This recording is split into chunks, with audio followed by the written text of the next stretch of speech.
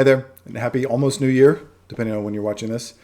This is Lucas Cadden, and I wanted to go over a couple things. One of the things I'm doing, like a lot of people are right now, is we're doing an assessment of this past year and taking a look at the new year and setting some goals and taking a look at where we've been, where we're going, where we are right now, especially, and really kind of trying to tune in and listen to that and see what things need to be worked on and what things need to be let go of, for example, and so on.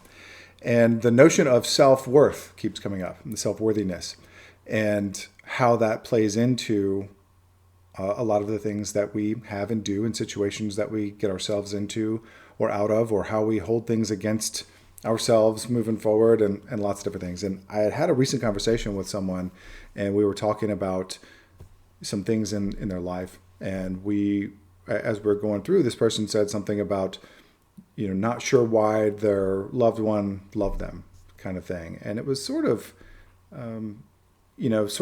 washed over a little bit and going on to making the next point that they were going to make.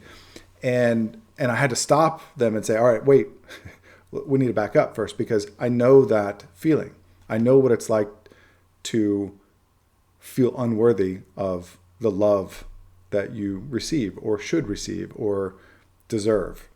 And we're going to start there, because all of the other buts after that aren't going to get anywhere if we don't solve that part first.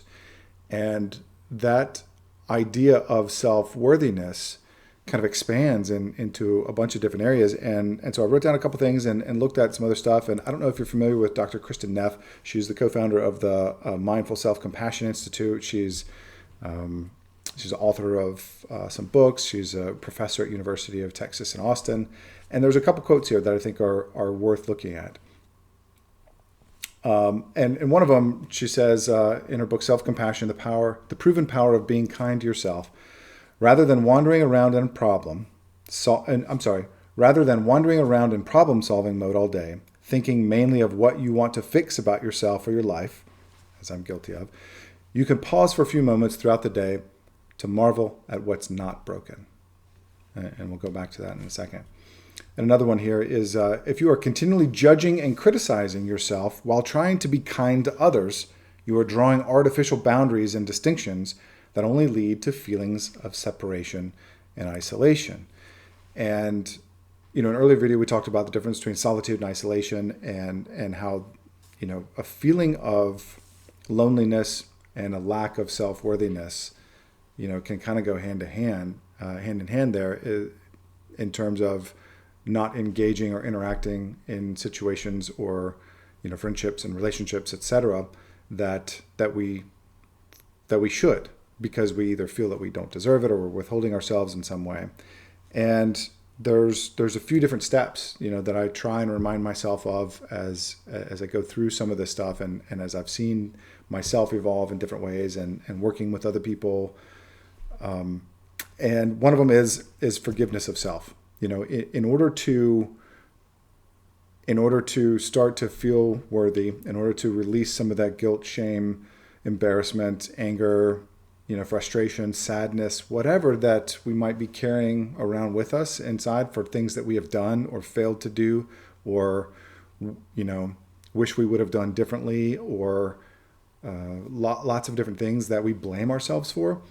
Until we can let go of that and forgive ourselves and leave that somewhere, we're not going to get very far, or we're going to keep spinning our wheels. We get to a point of, hey, we make some progress, or hey, we finally get a job that we're hoping for, but then blow it somehow because we feel we don't deserve it for whatever reason, or we finally get a relationship or feel we don't deserve it, or we finally get this or that, or do something and somehow sabotage it.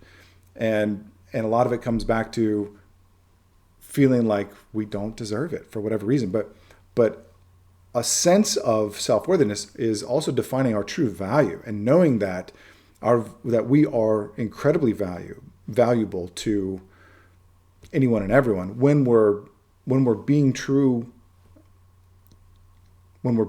to our ideals and honest with ourselves, and are able to then match that up with how we're interacting with other people in the world. When our outside actions match our internal perceptions. And so letting go of those things and acknowledging, as Kristin Neff talks about, acknowledging some of the things that we have done right, really giving ourselves credit for progress, for successes, for learning from some of the things that maybe we did mess up on before. Everybody's messed up. Everybody's royally screwed up something. And probably, if you're like me, you've royally screwed up a lot of things in your life. But that doesn't mean that that's what we have to continue to focus on. We have to acknowledge the things that we have done right and the things that we do well and build on those and acknowledge those positive attributes in ourselves and know that that is worthy of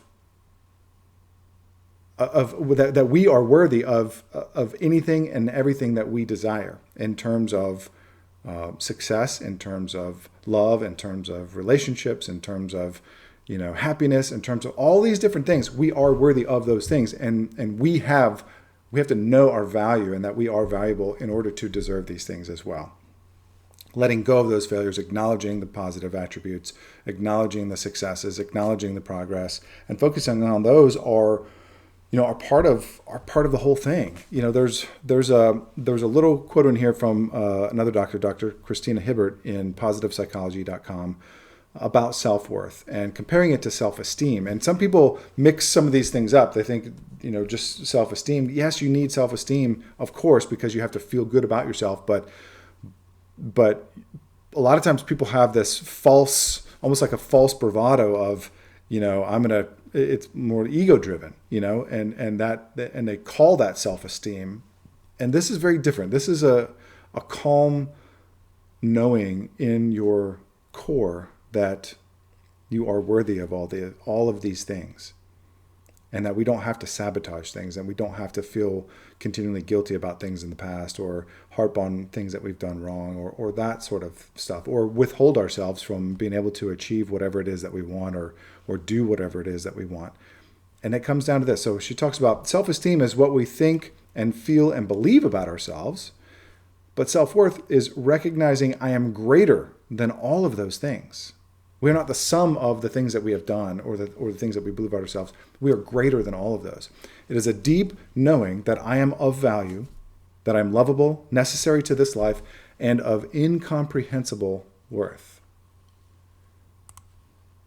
So going into this new year, regardless of what has happened in 2020, and as many memes as are out there about how shitty 2020 has been, no matter where things are right now, we can start to work on ourselves. Know that we deserve love. We deserve success. We deserve happiness. We deserve all of these. We deserve the job. We deserve the adventure. We deserve the connection. We deserve all of these things because of our worthiness. It is inherent in all of us. You are worth it. I am worth it. So before we get into explaining away or sabotaging anything else in the coming year, yes, of course, there are always things that are out of our immediate control. That doesn't change that. There's always going to be setbacks. There's always going to be failures. There's always going to be problems and things that are upsetting and tragedies. And all these things are part of living. But knowing that we are worth receiving all of the wonderful things that life has to offer and experiencing them and being willing to attract those is a huge step towards a larger sense or a greater sense of stability and happiness going forward. So that is one of my wishes for you in the new year, and one of the things that I'll certainly be working on as well. And as always, I'd love to connect up anytime. Hit me up at lucascatton.com and send me a note, and we'll talk. Until next time, take care.